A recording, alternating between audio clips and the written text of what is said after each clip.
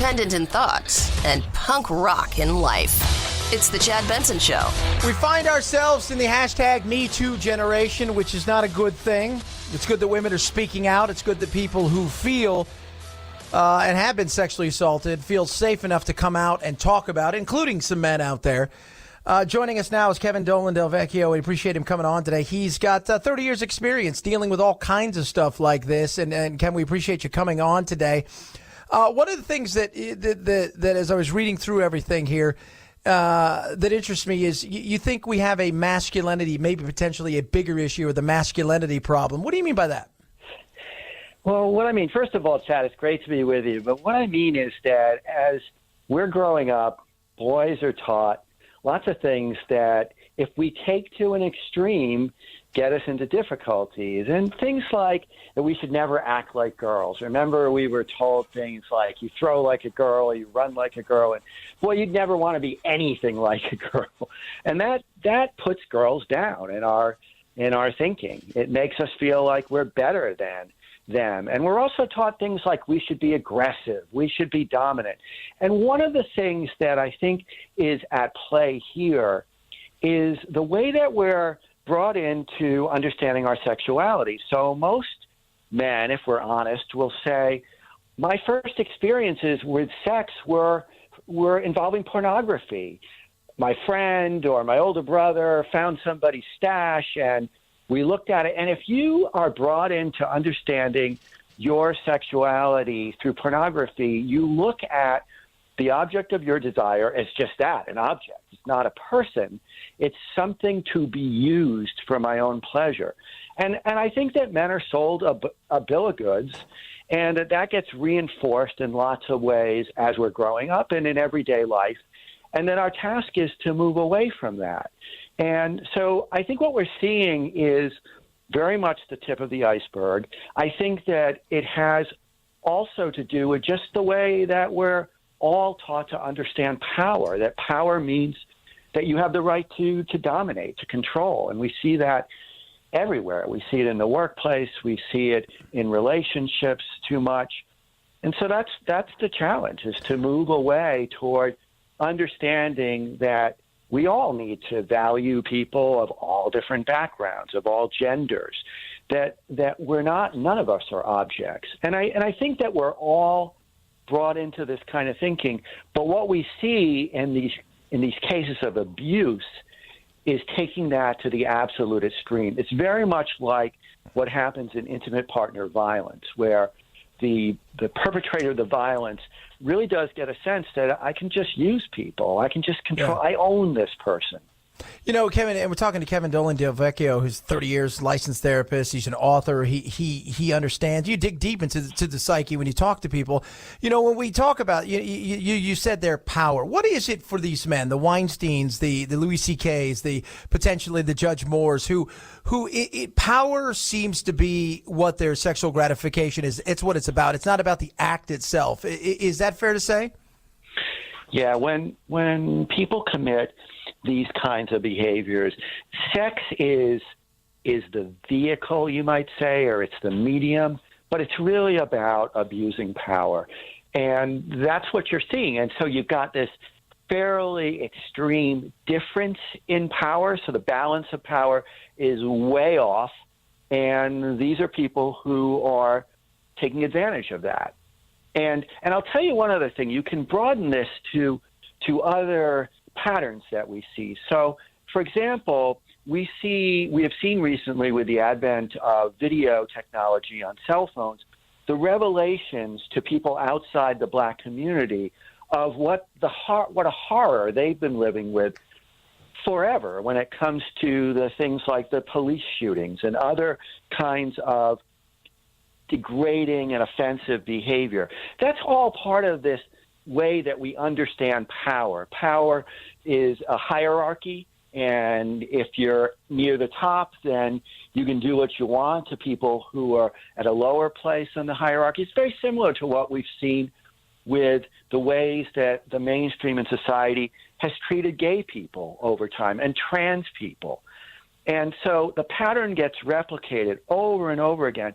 And also, there's an absurdity to it. So, for example, in that kind of a way of understanding power, there's this sense that if one group is moving up and becoming equal, somehow it's hurting the groups that already are in a relatively advantaged or powerful position. You see that most crazily in the ways that there was such an uproar about gay marriage. As though somehow if gay people can marry, it's taking something away from straight people. And the lawyers who argued this were totally without any rational argument, and they lost the cases as a result.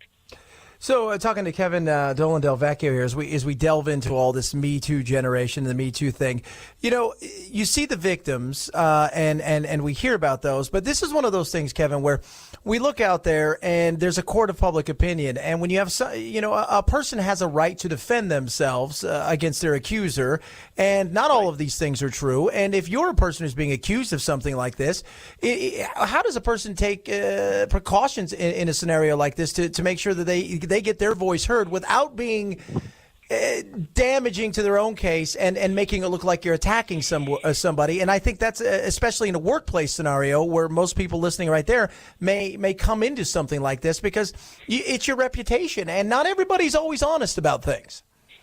They're not always honest, but there's research that shows that a very, very small fraction of people say these things and they're not true. It's something like 2% of these kinds of allegations turn out to be not true. And if you think about it, Chad, these kinds of assaults are always done in a place where there's no corroborating witnesses. So if there's going to be a sexual assault, and just broadening that to an intimate partner assault, it's going to be where the perpetrator knows they have control of the circumstance. They're not going to do it in public. And if they do, when you talk about, for example, harassment in the workplace, if they do it in public, they do it in the presence of people who they know are basically on their side, or going to be quiet about it.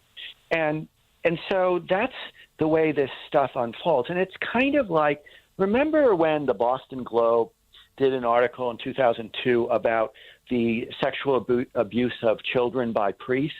Yes, and I remember that. I think we all do. There was this real sense of, how can this be? How can this have happened? And people hadn't talked about that. Thousands of people across the globe started coming forward because there was this opening where there was the beginning of a critical mass. And I think that's what you're seeing. And I think that unfortunately, there's probably truth in almost all of these assertions.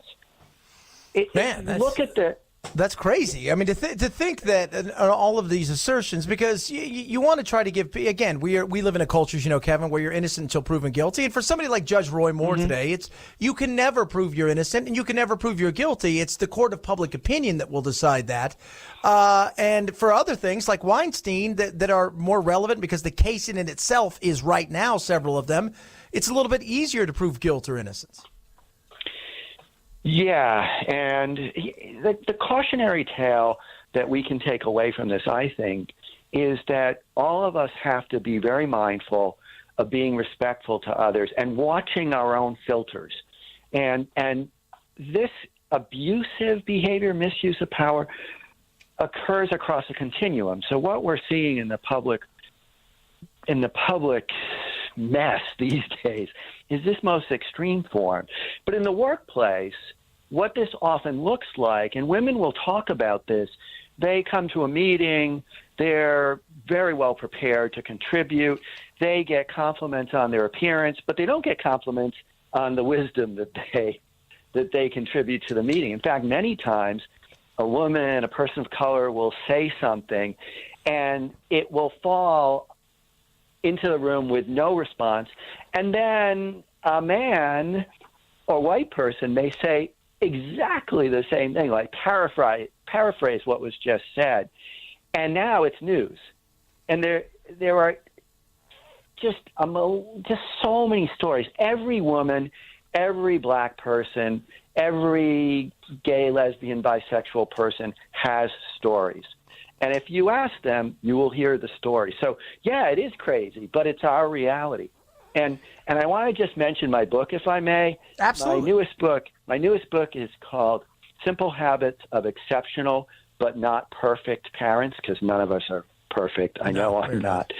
And it's about how we can love our kids in a way that's always using our power as love and not domination.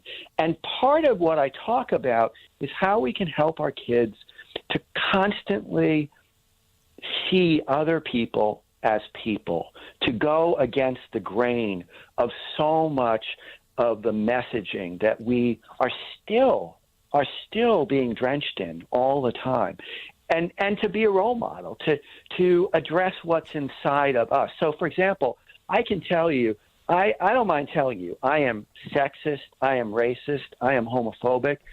Those things were built into me through all the years of my life, and I have been working on getting them out of me for several decades now. But I see that as a lifelong project. And it's not like I'm out doing crimes against people, but I listen. I have a tendency, if I'm not paying attention, to listen to certain people more respectfully to others, to view certain people not so much as potentially friendly, but potentially dangerous. Those are the kinds of small ways that I know this lives in me, and I have to be aware of it, and I have to counter it. You know, I love that. That's honesty right there. And I think all of us, if we're honest with ourselves, we all have some biases. And I always try to tell you that bias is much different than a racism or homophobic and this, that. We just have certain biases in life. And I think if we're honest with ourselves, we'll be open about that. Most people aren't because, as you know, Kevin, most people don't like honesty because honesty, tends to hurt people's feelings. And sometimes I think we go too far with our feelings and we allow feelings to override the truth, which isn't a good thing. Last question. I appreciate you coming on today. The future. What's the future look like in 5 years for workplace, whether it be Hollywood or whether it be legislation or whether legislators or whether it be, just the average workplace down the street, the small business owner, when it comes to being aware of the hashtag Me Too scenarios and working around that? Well, Chad, it's hard to say because change moves in fits and starts. Positive change moves forward. 3 steps forward, 1 step back. It's hard to say, but I can tell you one thing, that it's important for workplaces to move beyond the harassment training that is often provided as just a perfunctory experience. So if you work in a large workplace, you're probably once a year going to have come across your computer screen the requirement that you do a harassment program. And it's all about the policy. And it'll take you like 20 minutes to do it, and then you're done with it. That doesn't really do justice to what's necessary. What's necessary is cultural training. It's having women on stage talking about what it's like to be in a workplace and to experience the things that they have experienced, and the audience listening and taking it in and taking it to heart, just like you were saying, because it's hard to do that because we all want to think of ourselves as good people, and we are. We're all very well intended, but we have to understand the way that others experience the world, and that doesn't happen through a check-off training. It happens through an encounter with other people. I think that we're going to see more of that kind of thing because there's liability involved, and that businesses often do the right things for not entirely the right reasons, but if it gets it done, that's great. And I think that's what's going to happen, that what's happening now is a heightened awareness and sensitivity